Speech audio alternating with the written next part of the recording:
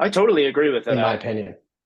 Yeah, I think that one of the reasons why we're in this predicament is because of the fact that people don't want to talk politics or religion with one another, right? And so Yeah. I'm born in '97, and a lot of my peers have the same mindset that you mentioned, right? It's like, well, what the hell does my vote matter, right? Like, the world's going to shit anyway. There's nothing we can do about it. And I used to think the same thing, right? And I used to think the same thing about my own life in many ways. But I know that growing up and throughout college, I get done with school and no one's going to do my homework for me. No one's going to pass my classes for me. It required Yeah. individual ownership of my situation. And I saw that if I made a series of bad mistakes, I can make my life worse. But on the other hand, if I make a series of good mistakes, I can make my life better.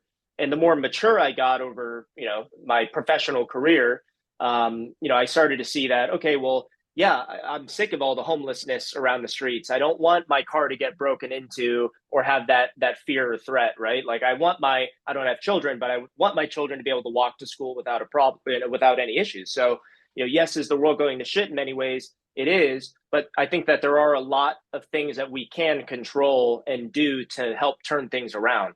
So whenever I talk Yeah. to people, left wing, right wing, black, white, religious, not religious, I always find common ground and I say, okay, regardless of what your views are, do you want lower gas prices, grocery prices, and crime rates, or higher? And most people say, well, of course I want lower. It's like, okay, well, hey, there's at least some common ground. Now we can argue about how to get there, but we're in Right. agreement that we want the world to improve, right?